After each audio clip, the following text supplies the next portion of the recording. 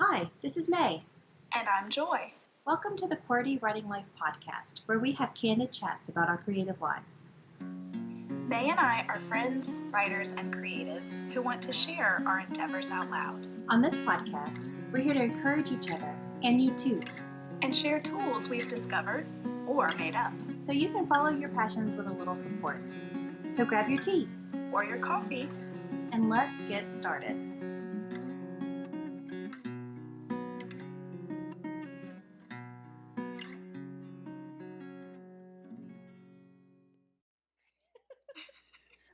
I'm a goofball. Okay. Hello, everyone. Hello. We are excited to be with you this week, and today we're going to talk about finding the creative in your community. But before we do that, let's talk about our weeks. Joy, what'd you do? All right, so one of the things that I did this week that was creative was I worked on a blog post for a longtime client of mine, and she does interior design. Specifically, she makes high-end drapery designs, or draperies, high-end draperies. There we go, say it right in a minute.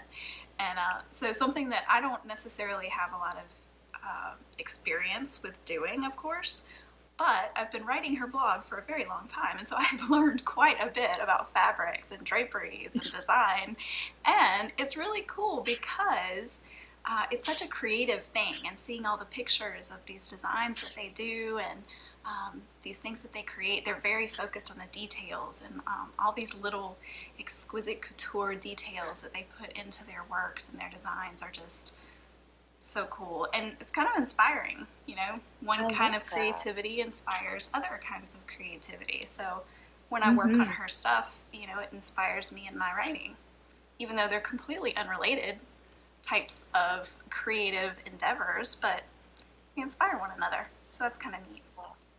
I still think we use our right brain, though. Like when we're looking at things that someone else has made, anytime that we're using our right brain, it's really just sparking all of the other things.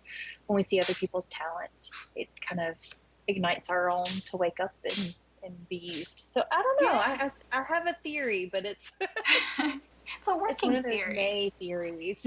That's it. We like the May theory. I don't think you sound crazy at all, Joy. Well, thanks. At least I don't sound crazy in one thing. So what about you? What about your creative week? I had a really awesome week.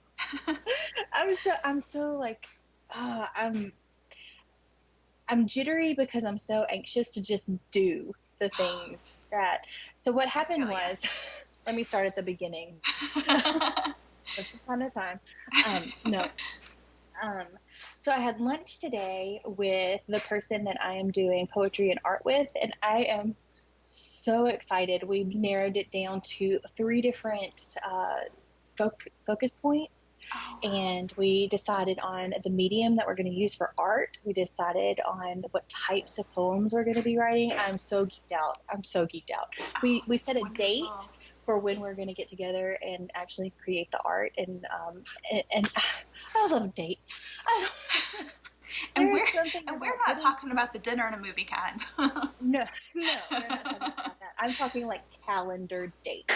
I love having something on the calendar because I am less likely to procrastinate, and I'm less likely to talk myself out of doing something that I really want to do. So now we have a date on the calendar, and y'all, we have been talking about this for a year, and we finally have a date on the calendar. I'm so excited. Oh, I'm so excited for y'all. Oh my goodness. Yes. So that was the main creative thing that happened this week, and I'm very stoked about it. I did a lot of research this week. So I did a lot of research on different type of art mediums and trying to find out what was best for what we were doing and all of that stuff. So that's what happened, and I am so very excited. I cannot wait to tell you guys, and my life will be anticipating that date on the calendar until it comes and goes. Yay, I'm so excited. Yes, that is what happened. So today we are going to dive right on into the topic and talk about finding the creative in your community, and Joy is going to lead us through her little town. Well, thank you. Yes, I live in Slidell, Louisiana, which is just north of Lake Pontchartrain, so just north of New Orleans. So I usually say New Orleans just because everybody knows where that is. I mean, pretty much anyone in the world knows where New Orleans is. Slidell, not so much. But it's a really cool town, and I have been so surprised at just how much creativity is in this town. Um, when I first moved here, I didn't really know a lot of the things that are available, a lot of the creative outlets that are just right here. And so I have been pleasantly surprised that the more that I've looked and the more people that I've met, the more I've discovered artists and authors and painters and, I mean, you name it, photographers, and then groups to go along with all of this. So I have a speculation that goes with this, that I think that you probably have this in your community too. It just takes you opening your eyes and looking for it.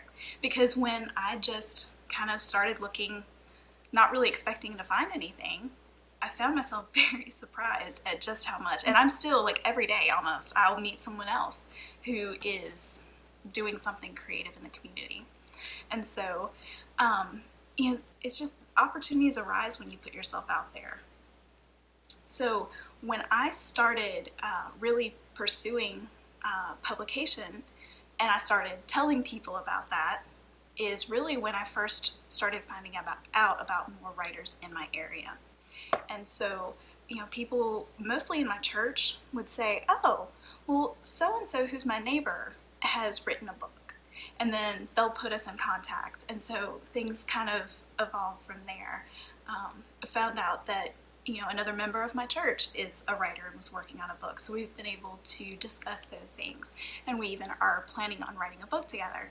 So, things like that just opportunities that arise when you kind of open yourself up or you look for those things. So that's kind of what I've discovered. And then I had a few specific tips for finding this in your community. But did you have anything that you want to add before we kind of get into maybe some places to look? Mm-hmm. I suppose the only thing that I would really like to add is that if you are new to a city, of course that gives you the optimal opportunity to put yourself out there. But if you are not new and just say that you have been living in the same town your entire life and you've just never explored the opportunities that are there, there's no day like today. Maybe you just want to know something more about where you live. And that sense of home and that sense of community can really make where you live come alive to you, whereas maybe it was just a place on a map before, and now it's something that is growing and feeds you and nurtures you, and you nurture it at the same time. So yes. That's so true. All I had to say. I love that. Oh, I love that. Yes. And I think too, another thing is, because as I'm talking through a couple of these things that popped in my mind of places to look and ways to get involved, not all of them have to do with writing. Now, you can, like we were talking about earlier, other types of creativity inspires your own creativity. So say you're a writer, but there's an art gallery in your town, you might be surprised just how inspiring it is to go and visit there and see some of the art on display. That could maybe prompt a story or something. You never know. Yeah. So the first thing that comes to mind is just places, okay? You have places in your community. And the very first place that always comes to my mind is the library. Okay, so check the bulletin boards there, because most libraries do have bulletin boards and they allow people to post community events. And then even online, they'll have events calendars for stuff going on at your libraries. They will have book clubs. They might have writing groups. They might have, you name it. I know ours has a lot of speakers that come in. Other authors in the area will come in, and sometimes they're there to talk about their books, but sometimes they come in to talk about the art of writing. And so they share some of their experiences, which is very interesting. And guess what? Everything at your public library is free. So you can't beat the price. I am a huge proponent for libraries. I happen to love ours. So there is that. And then bookstores. Bookstores are the same. I mean, some of the same things. You can find book clubs. You can find writing groups in your local independent bookstore. I'm a huge proponent for those as well. And it's our show, so we can do that. Yes. I seriously love independent bookstores. If you are blessed with a local bookstore in your town, then you really are lucky, because they are a gem, and get to know those people because they're pretty cool. So other places would be, like I mentioned earlier, art galleries or art studios.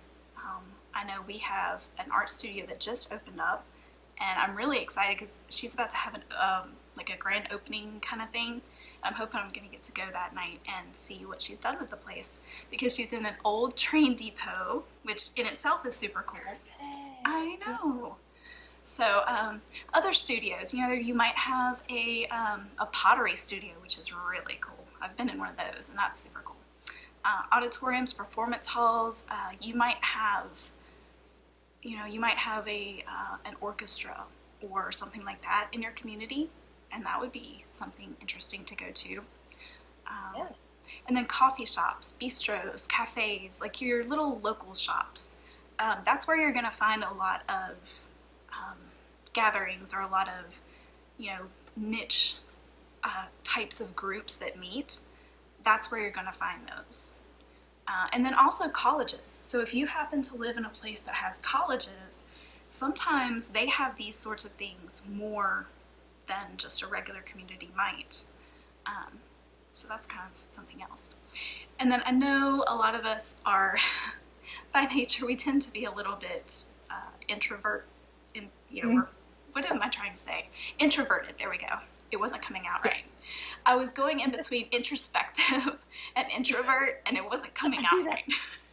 That is my life. I feel like I make new words all the time because I'm just mixing together two words that are in my head. Which is totally fine. I mean, we're writers, we can do that. But anyway, so because we tend to not really want to go out and have to be around brand new people in a situation where we're by ourselves, it's a little intimidating. Start online. Okay, so just start and search and see what's in your group or in your town. There might be literary societies in your area, writers groups, artists groups, things like that. Photography groups, if you're into photography. There are usually meetups for all of these different things. So if you start online and you look for these things, and then maybe you make contact with someone who's involved, then that might be a way to kind of ease you in to actually going and being around some new people. Or take a friend. Yes, you could totally do that. Yeah. And then the other thing is local events. Okay, so look for events. Our town is wonderful. We have this area that I guess it would be, most places you would say downtown. They call it Old Town here. And just the past few years, the business owners in that part of our town have really revitalized that area. And it has become a place where they constantly have events. People go and, you hang out on the street, you walk around, you chat. I mean, these are things that, honestly, these days we don't go out and just walk around the street and talk to people very often. Not in our society. We tend to just hang out in our houses and veg. But them having these events has allowed us the opportunity to get out and to do these kinds of things, which in itself is wonderful for community. But most of these are like arts evenings. They'll have those, I think they have them a couple of times a year now. And it's not just for artists. They also feature authors in the area. And so the shops will stay open late, and you have a little map, and it will tell you what artist is going to be at each of the businesses. And so each business kind of sponsors or features an artist, and you can go in and purchase their work or things like that. So that's really kind of cool. And then farmers markets are another place. It's not just for produce. I know That's you exactly what I had, was thinking. yes, you had someone Get that out you of my met. head, Joy. Yes. Well, we are like this. But do you want to Yeah, tell? we have a farmers market that's every week. It's like every Thursday during certain seasons because Mm-hmm. summer is really hot. They don't generally do it in the summertime. True. But every Thursday, farmers from all over will come and sell their wares. But also we have artisans who come and sell the things that they make too. And it's just a really, even if you don't need food, and even if you don't need another trinket or anything like that, just the people who are around you and are so inspiring. And if you have a creative soul and they have a creative soul, you might have a new friend there. So That's very true. Just the conversations that pop up at these events are just super neat. I mean, even if maybe you can't afford to buy something at every little vendor or something like that, you may not be able to buy anything at all, but you may, like you said, you never know, you could find a new friend. Or at the very least, just have conversations that are rich and stories that you wouldn't hear otherwise, because everyone has stories. yeah. We're all And I full of find them. too that if you're like surrounded by creativity and you're feeling empty, it kind of does refill the well Mm-hmm. a bit. It does. No matter what kind of creativity it is. Like if you're just standing there in the middle of a farmer's market, just soaking it in, like that's fine. It really is. It's so fun. And even like if they make their own jams, make their own that's art in itself. The farmers markets are the best. They are. I totally agree with that. And then you might have other community events. I know we also have something here, and I don't know if if it's a New Orleans thing, like if it started there, because I know that that's where they had it first, and then we've recently started it here in the past few years. It's called White Linen Night, and everybody who has white linen actually wears white linen dresses or whatever you have. You don't have to, but it's just kind of a thing, and it's usually like in August. So it's still super hot. We're all melting. But it's the whole thing. You walk around the streets, you talk to everybody, the businesses stay open, vendors are out selling books, jewelry, woodworking. Oh, I love the woodworking. It's like one of my favorite things. But anyway, yeah, so things like that. And so I'm sure you have things like this in your area. We have the best Little Free Library, the TARDIS Little Free Library. I know I've mentioned it before, but it is the best one of all of them. Just have to say. But my friend is one of the starters of that, and she had a create around the TARDIS. So what was so cool was you had people over there knitting, you had people writing, you had people doing all sorts of different crafty things all together, sitting around this giant TARDIS behind the little Old Town soda shop. So if you don't know what a TARDIS is, Google Doctor Who television show, and you'll learn all about the TARDIS. Yes. It's bigger on the inside. TARDIS. Yes, there you go. It actually stands for something. You can look that up too. Mm-hmm. You'll learn something. So anyway, I was going to tell a couple of benefits that came to mind from finding this. Can you think of anything else, though, like other places to look or anything like that before we move on? I really feel you were super thorough with everything that you said. I think the biggest thing is you've got some of this stuff in your community. You just have to look for it. And there's our time. So very quickly. Yes. You want me to do the benefits? And then we'll jump into the challenge? Okay. Let's do it. That's a plan. All right, so these are just a few benefits that popped in my mind of finding the creative in your community. We've already said this several times tonight. First of all, the inspiration. You're going to be inspired by whatever creativity or creative discipline is around you. Companionship. You're going to realize, hey, you're not alone in this crazy project that you have put on yourself. You're not alone in that. Also, community. You're building a stronger community for yourself. You're finding like-minded people. You're finding other creative people. But you're also building a stronger community in which you live, just overall. Because events like the ones that I described, when we're going out and we're walking up and down the street and talking to people, that doesn't happen very often. that builds a stronger community just overall. And then partnerships. The sky's the limit on this one. Okay, if you put yourself out there, you start meeting other creative people, who knows what opportunities might arise and what partnerships might arise. I mean, I've already found there's a lady who lives super close to me, and she goes to several of these events, and she makes leather bookmarks. Well, hello, I write books, and she makes bookmarks. That's a match made in heaven, right? Okay, so things like that. All right, so here is our challenge. And our challenge is for you to find at least one creative location, event, group, or meeting place in your community, okay? At least one. And we're not going to stop there, okay? Because there's another part to this challenge, because you know we can't let you get off easy, right? All right. That's a little too easy. This is a challenge, not a QWERTY suggestion. This is a challenge. Exactly. So we want you to make concrete plans. You know that whole date thing that we were talking about earlier? Putting a date on your calendar? Okay, make concrete plans to attend or join or reach out in some sort of way with whatever it is you find in your community. And then, one more thing, we want to know about it. Okay, so if this is like a brand new thing, we definitely want to know what you find and how it goes and that kind of thing. But you may have a community like mine where you've just got it all over the place, and you want to share with us what your community does and where you found the creative in your community, and we really want to hear about it. So there you go. And here's the thing too, like maybe you're looking at some things, you put something on the calendar, and maybe you are having some super stress about it, some terrible anxiety, and you need some help.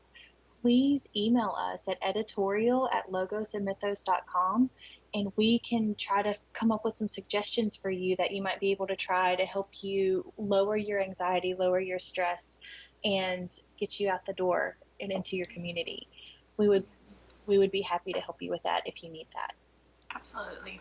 Because I might look outgoing and I might appear to be outgoing when I go to these things, but that's after I've had a lot of anxiety behind closed doors, and nobody sees that part.